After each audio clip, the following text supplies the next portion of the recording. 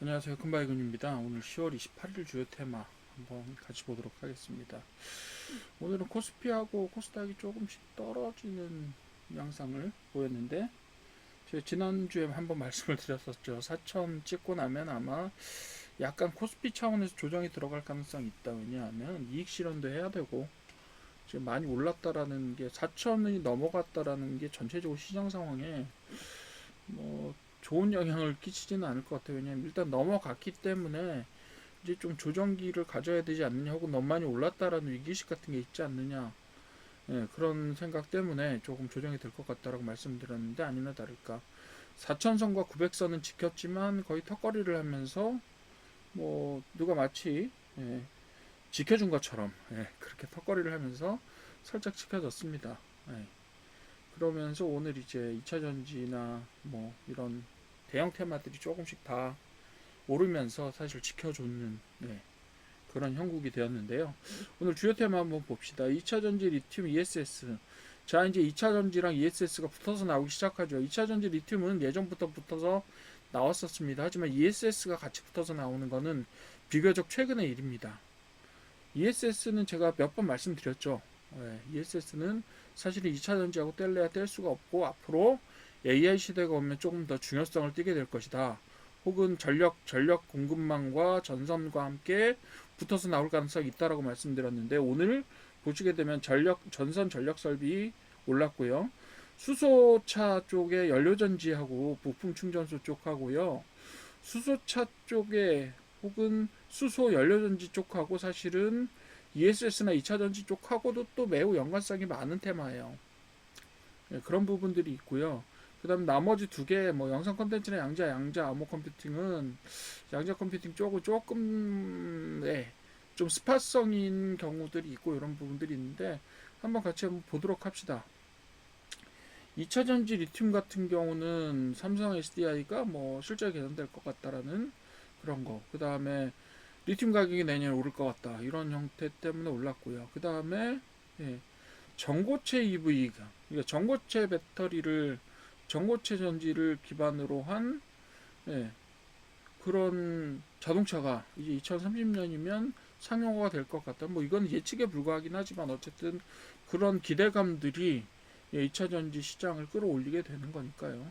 그래서 유일레노테크 뭐를 대표로 해서 많이 올랐습니다. 에코프로나 이런 것들은 뭐 어차피 SDI나 이런 것들은 어차피 뭐 그쪽의 대장이니까. 대장이란 말이 경우에 따라서 다르게 쓰일 수는 있겠지만 어쨌든 대형주니까요. 그쪽에서는. 그렇게 보시면 되겠고 수소차, 수소차는 기본적으로 여러분 수소차라고 맨날 얘기를 하지만 실제로 수소차는 어떤 원리로 가는지 아세요? 연료전지로 갑니다. 수소차는요 그냥 수소를 태우는 그런 차가 아니에요. 수소차는 수소 연료전지 기반의 자동차를 이야기합니다. 우리나라에서 현대차 그룹이 상당히 기술적으로 앞서 나가 있습니다. 그래서 뭐 스위스에도 수출을 하고 이랬었죠. 예. 그런 실적을 봤을 때 다른 어떤 회사보다 사실은 현대차 그룹이 수소차 부분에 있어서는 앞서 있습니다. 게다가 우리나라의 두산 퓨얼셀이라든가 범한 퓨얼셀 같은 업체들이 세계적으로 앞서 있는 독일이나 이런 연료전지 업체들의 필적할 만한 기술력을 가지고 있어요. 예를 들면 어떤 거요? 우리나라 잠수함에 연료전지가 탑재가 돼 있어요. 독일제가 탑재가 돼 있었는데 걔가 문제를 너무 많이 기술적인 문제를 너무 많이 일으켜서 어떻게 됐냐? 범한 퓨얼셀에서 그걸 개발해서 대체해 버렸어요. 그 정도로 기술력이 있다고요. 그러니까 앞으로 수소 어떤 생태계가 만들어질 경우에 우리나라 업체가 세계에서 상당히 앞선 기술력으로 시장을 제법 선도해 나갈 가능성이 높고 게다가 수소차 기반의 자동차 기술도 현대차가 상당히 앞선 기술을 가지고 있다. 이런 면에 있어서는 수소 관련된 그 연료 생태계가 구축될 경우에 그것이 우리나라의 어떤 국책 기반으로 정책주로 자리 잡을 때 상당히 강력한 드라이브를 받을 수 있다라는 그런 예상을 할 수가 있습니다. 그렇게 보시면 되겠고요. 네, 뭐 그렇게 연결해서 보십시오. 수소차라고 하더라도 연료전지에서 직접적으로 전기를 만들어내기도 하지만 거기에 약간 그, 약간 버퍼 역할을 하려면 2차 전지가 좀 들어가 줘야 돼요. 예. 보통 이제 예를 들면 지금 연료전지가 상용화돼서 하는 것이 현대차의 넥소 같은 차들이 있고요. 그 대표적으로 잠수함 같은 것들이 있어요. 잠수함 2차 전지가 들어갈 때 디젤 엔진이 들어가거나 아니면 2차 전지에 2차 전지가 같이 들어갑니다. 뭐 그런 형태로 돼 있기 때문에 다른 2차 전지 기반의 수소 전지 기반의 수소 연료 전지 기반의 어떤 발전 시설들도 이와 다르지 않을 거라고 생각이 됩니다. 그리고 마찬가지로 전선 전력 설비 중요하다고 말씀드렸죠. 그래서 인천은 전력망이 포화되어서 데이터 센터 신규가 불어가 된다. 이렇다는 얘기는 뭐예요? 인천은 사실 바다에 면하고 있기 때문에 데이터 센터하고 전망이 밝을 수 있어요. 그리고 굉장히 또 가깝잖아요. 서울이나 수도권에 있는 도시잖아요. 그런데도 앞으로 데이터 센터를 못 만들어. 왜요? 전력이 없어서. 그렇다는 얘기는 어떤 얘기예요? 전력에 관련된 인프라가 인천에서 투자될 가능성이 있다라는 이야기로 역으로 보면 그죠? 언제까지 인천에는 데이터 센터 없음 이렇게 할 거예요. 그렇지 않죠. 예. 그리고 HVDC라는 주제가 또 새로 나왔는데 이게 뭐냐면 하이 볼티지 다이렉트 커런트라는 그쵸 직류 고전압 직류라는 얘기입니다. 이런 형태로 송전선 같은데 구축을 할 때 일반적으로 직류로 했을 경우에 좀 더 이득이 많기 때문에 이런 형태로 전력을 송출을 한다고요. 그런 부분들에 있어서 아시아 해저 케이블이 될 경우에 그런 경우에 이런 송전선 기술을 가졌거나 아니면 HVDC 기술을 가진 업체 쪽에서 상당히 유리할 수 있다. 이런 전망에 기초해서 이런 테마가 오르긴 올랐는데 사실은 빅사이클로 생각해 보셔야 돼요, 여러분들. 빅사이클에서 전선 전력 설비는요, 적어도 유럽이나 미국 사례에서 봤을 때 AI에 100조 투자한다 그랬죠. 프랑스의 예를 들었을 때 AI에 100조가 투자되면 적어도 30조에 40조는 전선 전력망 그리고 거기에 ESS가 딸려줍니다. 게다가 신재생 에너지가 딸려올 가능성이 높죠. 원자력. 자, 그렇다는 얘기는 뭐예요? 적어도 순수하게 100조를 투입한다고 했을 때 거기 에너지 관련 설비들과 냉각 설비 관련해서 그 정도의 투자가 이루어진다. 이렇게 보여지는 거죠. 그러니까 같이 봐줘야 돼요. 그런 것들이. ESS는 지금까지 2차 전지에 이렇게 살짝 끼기는 했지만 주도적인 어떤 테마로 등장하지 않았었지만 이제 등장하기 시작할 거고 앞으로 더 중요해질 거예요. 제가 말씀드릴게요. 2차 전지가 오히려 ESS 덕분에 수혜를 보게 될 가능성도 높습니다. 그런 부분들을 체크를 좀 해주시고요. 영상 콘텐츠는 국내 OTT 구조 조정되면서 티빙 웨이브가 합쳐지죠.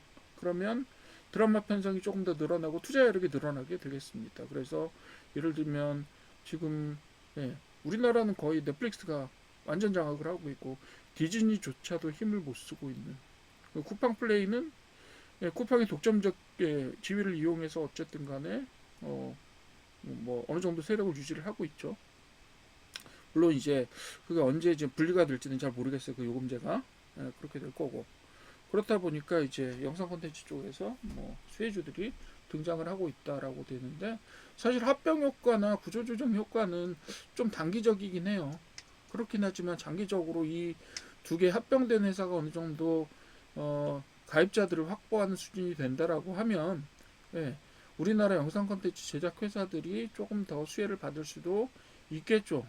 그리고 예를 들면 디즈니의 캐대원만큼은 못 터뜨리더라도 어느 정도 터뜨릴 수 있는 여력은 항상 우리나라 콘텐츠들이 가지고 있어요. 그렇기 때문에 조금 더 자금력이 뒷받침된다면 얼마든지 중박 이상의 어떤 콘텐츠들을 만들어내면서 수익을 만들어내는 수혜주로 등장할 수 있겠다.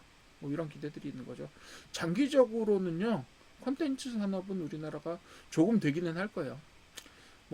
세계를 지금 휩쓸게 되겠다라고 얘기할 정도까지는 아닐지 모르겠지만, 어쨌든 간에 향후에도 전망은 괜찮다라고 보여집니다. 그리고 양자암호나 양자 컴퓨팅은요, 계속해서 주제로 등장해요.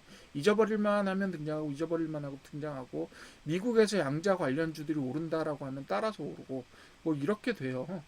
그렇긴 한데 제가 말씀드렸던 것처럼 우리나라 양자를 한다는 회사들이 예, 양자 컴퓨팅이나 양자 암호 한다는 회사들이 예를 들면 SKT 같은 회사들을 제외하고는요 정말 소박해요. 예, 과연 얘네들이 개발할 기술적인 여력이 있겠느냐라는 생각을 많이 하게 돼요. 그리고 예를 들면 어떤 거냐면 이제 더 이상 뭐 부품 개발이나 이런 것들에서 힘을 잃고 시장에서 밀려난 업체들이 그냥 양자한다라고 얘기하는 업체들이 많다고요. 예, 지난번에도 제가 몇 개 업체들을 말씀드렸는데 그런 업체들이 있어요. 예, 물론 양자모를 개발하거나 양자 컴퓨팅을 개발하는데 자금이 얼마나 들지는 저도 사실은 그걸 뭐 정확하게 예측드리긴 힘들겠지만 지금 여기 나온 ICTK 같은 회사가 과연 개발할 여력이 있겠느냐, 그런 회사는 그런 거는 조금 의심스럽긴 합니다. 왜냐하면 몇십억 뭐 매출액이 얼마 안 되는 회사들이에요 다들. 예, 그렇다고 자금이 빵빵하냐? 예, 그렇지도 않고 매출액에 비해서 이런 회사들은요, 예, 매출액에 비해서 그리고 자산에 비해서도 이미 주가가 많이 뛰어 있어요. 예, 이런 회사들 보면 깜짝깜짝 놀랍니다. 도대체 뭘 믿고 이렇게 예, 시가총액이 많이 올라가 있느냐? 도대체 눈먼 투자들이 어디서 이렇게 되고 있느냐? 이런 생각을 할 때가 많습니다. 예, 그런 것들은 좀 목석을 좀 가리십시오. 양자 뭐 된다고 해서 다 뜨는 거 아닙니다. 예, 그래서 그런 분들을 좀 고려를 해주십시오. 양자암호는요 지금 구글에서도 된다 만다예요. 될지 안 될지 모른다. 심지어 무슨 예 그 저기 같은 경우는요, 그 젠슨 왕 같은 경우는 앞으로 멀었다. 물론 이 사람은 자기 업계를 대표해서 지금 GPU 업체를 대표해서 그런 것들을 이야기하는 걸 겁니다. 왜냐하면 현재 GPU 위주의 AI 개발 자체를 무력화시킬 수 있는 게 어떻게 보면 양자 컴퓨팅이에요. 그런 부분들이 있기 때문에 이 사람은 어떻게든지 아마도 예, 실현이 된다고 해도 믿고 싶지 않을 거예요. 왜요? 미국에서 지금 제일 주가 총액이 많은 회사의 CEO인데 예, 그것을 대체할 수 있는 신기술이 나온다. 어떻게든지 받고 싶겠죠. 예, 그런 부분이다라고 생각돼서 지금 양자 컴퓨팅은 지금 언제 실용화될지 아무도 지금 장담할 수 없는 시기예요. 그런데 지금 우리나라에서 중소기업들이 쿵짝쿵짝해서 예, 거의 뭐 자산의 대여섯 배 정도 되는 시가총액 그리고 매출액의 30배 정도 되는 시가총액을 가진 회사들이 양자모를 개발한다고 한다. 예, 그거는 그냥 뉴스죠. 예, 그렇게 저는 판단하고 있습니다 개인적으로. 예. 그런 부분들에 있어서 전체적으로 테마가 오르면 오릅니다. 유일 나노테크 같은 경우는 여러 개의 테마에 발을 대고 있고 그렇기 때문에 오릅니다. 그렇지만 그것이 얼마나 사업적인 성과로 연계될 것이냐가 결국 장기적으로 이 회사가 성공할 것이냐 아니면 나락으로 갈 것이냐를 판단하는 기준이 될 겁니다.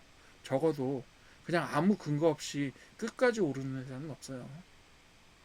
어느 정도는 오를 수 있죠. 그렇다고 봅니다. 예. 링컨인가 누군가 얘기를 했다고 하죠. 예, 소수의 사람들을 오래 속이는 것도 가능하고 다수의 사람들을 단기간에 속이는 것도 가능하지만 많은 사람들을 장기간에 걸쳐서 속이는 것은 불가능하다라고 이야기하는 근원이 있습니다. 여러분들 주식시장에도 마찬가지의 규칙들이 적용될 겁니다. 예, 오늘 강의는 여기서 마치겠습니다.